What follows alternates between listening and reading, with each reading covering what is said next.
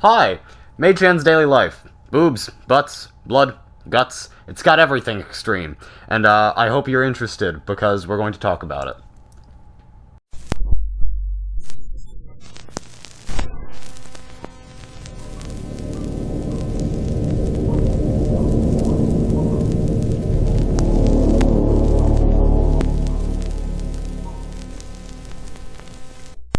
Hello, I'm Ghost. I am your host for the next short little while, and today we'll be talking about Mai-Chan's daily life, one of the most infamous Guro mangas ever made. It's a staple of the genre, and truthfully, it's definitely a memorable experience. You know, a lot of people will consider this to be, like one of the most extreme mangas of all time, and oftentimes with the really iconic examples of extreme genres, usually it's not the most extreme, and while it definitely isn't, it's certainly up there. I mean, pretty much most of the worst things you can picture happen in Mai-Chan's daily life. And I'm really excited to bring this to you, because I think I have a bit of a different perspective on it than most people. So, without further ado, let's just jump right in. Mai-Chan's daily life has a relatively simple plot. There's a maid at a rich man's mansion. She is immortal. Yippity-doo-dah, yippity-yay. In other words, she can't get killed. So, basically, she gets prostituted out to people who want to both get freaky, but also totally dismember a person, because there's no real repercussions. She can regenerate, and while she feels all the pain, nothing is permanent. So, a large portion of this manga is just, hey, look at this girl, now watch her get cut up. Whoa. It's certainly got some grisly moments, some of which I can show, some of which I can't. But, you know, it's definitely a pretty interesting manga. Now, if you're unfamiliar with the Guro genre, basically it's what I described to you just now. Horrible violence and sex. Except you're supposed to beat off to it. Now, I know this may come as a shock. Not really my thing. I read Guro manga for the simple reason that it's some of the most extreme media you can find out there. And for that, I think it's such a weird, special little thing with such a different vibe to it. So yeah, the first chapters are pretty much just what I explained to you. She gets rented, she gets killed. The actual manga itself opens with her straight up committing suicide publicly, just to, give someone their kicks, I guess. It's a pretty interesting little read, and I actually really like the art style, because unlike most extreme media, it's very much just a cutesy manga art style, right? Like, it'll randomly turn Mai-Chan into just, like, cute little chibi characters and shit out of fucking nowhere, and it's very random. And then, it'll go from that to, like, the most horrifying shit you've ever seen in your life, with a girl with her tits cut off getting, like, horribly fucked or something. But, let's move past that. The art style, oh my god, it's so cute. Uzigawaita, the mangaka that created this, has made plenty of infamous Guro manga. Besides Mai-Chan's, his most famous is probably, this one. I'm not going to try and read the title. But it's about Junko Furuta's case, which, morally questionable. No, not really. It's just morally wrong. I haven't read that one, but expect that in the future, because I will. I know. But Uzigawaita, he's definitely a unique mangaka in that regard, because, damn, he's just going for it, I guess. But I can't deny that his writing is pretty interesting, because, damn, no way. Guro with a story. That's interesting, because, yeah, there's actually some semblance of story to Mai-Chan's daily life.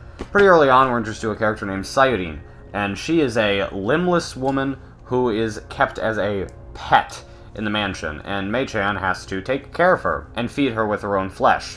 They end up forming a cutesy little bond, though, and it's actually pretty much the closest thing to lightheartedness that you'll ever get in this little experience here, because they really do share a nice, special friendship, and Sayuri gets fucking killed. Aw, man. But during their friendship, Mai-Chan's like, hey, I'm gonna buy Sayuri some cute little, like, earrings or something, because, they're my friend, yay. To which she gets gang raped in an alleyway while she's out for the day, and then the lady who works the mansion and is Mai-Chan's supervisor sends a tiger to murder everyone, and horribly dismember Mai-Chan. Damn, that's fucking out of nowhere. Kind of wild that they just have a tiger in, like, rural Japan, a rural Japanese mansion, but sure. Even more wild that they brought it into an actual, just straight-up urban area, and no one caught the tiger or questioned it or anything. That's cool. But hey, it's fun. It's really random, and that's part of why Mai-Chan's is so delightful, because it's just so deranged for no fucking reason. It'll just throw the most random shit at you, and you just kind of have to accept it. And if you've read Mai-Chan's, you know the last chapter. I'm excited to get there, but we're not quite there yet. After Sayuri dies, Mai-Chan is grieving, so she is forced to stay outside, tied to a post, and watch Sayuri decompose into the dirt. It's actually a kind of emotional moment to a degree. Again, in terms of Guro, or, you know, hentai in general, it's really interesting because there's, like, actually a story here, even though it's, you know, probably going to be lost on most readers, not because it's really buried or anything, but because the shock value of the content is so extreme that they're probably not going to be really paying attention to the story. But as a person who has consumed enough extreme media to get through the shock of everything, the story genuinely is unique and it's different, and I think it's cool, and it opens a lot of doors to creative kills and creative violence, and I think that's really interesting. That being said, it's not without its pitfalls. We'll get there, though. I'd like to finish recapping the story first. So anyway, after Sayuri dies, she is introduced to her little brother character, who is not her little brother, actually, but it's a little boy who is brought to the mansion, who has the same condition that Mai-Chan has, which is that, you know, he can't die in a traditional way. So, basically, it opens new doors to, hey, not only are you watching Mai-Chan get horribly violated, but this little boy is getting horribly cut up and just demolished as well. And Mai-Chan kind of takes up a caretaker role for him. Not as in, like, she's doing everything for him, but she's kind of looking out for him and trying to protect him. During one gig they get, I guess, they're told to fight to the death, and she just allows him to kill her because she doesn't want to hurt him. It's pretty cool, and then he gets sold off, and we never really know about their fate, other than maybe the person that bought him, the rich, prissy girl, actually is kind of into him or something, which is unique. But after Mai-Chan loses out on her little brother, she is pretty broken up. She tries visiting him. It doesn't really go well. Blah, blah, blah, blah, blah. She's not having a good time. And then, eventually, we get to the final chapter. The final gig. Oh boy. This is an interesting one. So, definitely gonna have to dance around some stuff here, but I would like to, before I get into the final chapter, I know this may come as a shock based off of everything I've said, but I think Mai-Chan's daily life is actually a very fun read. It's interesting, and it's not like anything else. So, bear with me here, okay? All the trigger warnings, though. So, in the final chapter, shortly toward the end of the second to last chapter, we learn that Mai-Chan is pregnant with the younger boy's child, because the only person that can make her pregnant is people suffering from the same condition as her. And she's unsure if she wants to keep it or not, because on one hand, she knows that if she has the child, then he will be, you know, meeting the same fate as her, being a slave to these people, and horribly mutilated and tortured and sold off and things like that. But on the other hand, she genuinely really wants to... She doesn't really want to kill the baby either, just because she wants to, A, kind of carry on the memory of her lost friend, but also she wants to have some semblance of a normal life as a mother.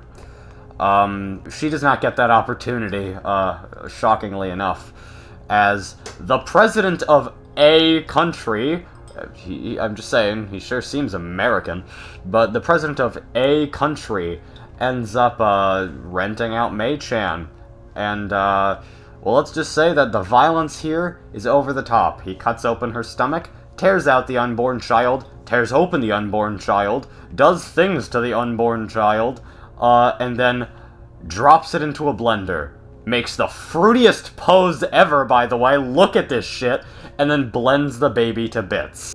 This is usually the thing that actually scares off most people. Building up to this chapter, it's all quite bad, but this last chapter is easily some of the most extreme content I've ever consumed. and it's absolutely unbelievable. And at first I wasn't really sure how I felt about it, because on one hand, this is obviously definitely morally reprehensible, like, just writing this because it's so unbelievably insane, and the fact that you're drawing all this shit is fucking wild. But on the other hand, I don't think I've ever seen anything that goes so hard, so graphically. And it left me really surprised, not because I was like, oh man, this is so fucking irking, but it was more so just, wow, they really went there. That's fucking crazy. And as a result, Mai-Chan's daily life is definitely staying in my mind for a while, because it really is unlike most things I've experienced. I thought that it was a really cool read, if I'm being totally serious. Yes, it's extreme, and it's repulsive, and it's stupid, and the mangaka is most likely a terrible person. But it is so entertaining, because it's nothing more than just blood and guts, boobs and butts, right? You know? It checks off all the schlock horror boxes, but cranks everything to 11. And it's also just a one-shot, so it's really not that bad to get through. You know, you can read through it in like an hour. I don't think that it's a masterpiece, by any means. But I do believe that things like this get a lot of hate just because they go so extreme, when in reality, the people that hate on it usually just shouldn't have read it in the first place. The truth is, if you can get past all the shock and stuff, there's a lot more story here than in most content like this. Even people who are praised for having more story to the things they write, like Shindo L. No, this has a story going on, and characters that you learn to actually feel something about. And the ending is kind of haunting, as it's just business as usual. It time jumps a little bit, and it's just the caretaker, or the overseer, just telling Mai-Chan, like, yeah, you got a gig later. And it's kind of haunting for that. And then it's like, hey, how do you actually kill Mai-Chan, in a fun little bonus feature thing. And it's like, hey, if you destroy all of her, like, you know, cook her alive or something. But, yeah, I mean, I think that Mai-Chan's daily life, or Mai-Chan's daily life, sorry if I've been mispronouncing it this entire time, but I think that it's a really different beast from everything else. And it left enough of an impact to get a live-action movie, which I have briefly discussed on my channel in the past, and definitely is different from the manga, but, you know, worth a watch, just as something kind of interesting. It's extreme horror at some of its most extreme, and like I said, while it's most likely not the most extreme manga out there, it's definitely the most extreme that I've consumed, and I did have a lot of fun with it. Its fearlessness in terms of attacking every possible taboo subject is unbelievable, and for that I do give it a certain degree of respect. So while, yes, it's revolting, and it's really probably not for 99.99% of people, I thought it was a really unique read. It's filth at its filthiest, and yeah, I had a lot of fun with it. Thanks for watching. I hope I didn't alienate too many people by actually saying that this is a good manga, but if I did, sorry about that. And if you have your interest piqued now and really want to read it, if I'm being totally honest, this is something I've said many times on my channel, you probably don't wanna. Unless you've really been around the block in terms of extreme horror content, it's definitely not going to be something that you want to consume. So remember, don't push yourself too hard. It's okay to stick to less extreme stuff and just learn about the extreme stuff. But if you actually do decide to read it, feel free to tell me how you feel about it. Or if you've already read it, you know, feel free to tell me how you feel about it in the comments. I'm always open to talking about my nerdy little niche shit. So, you know, if I see an interesting comment, I'll reply. Thank you, though.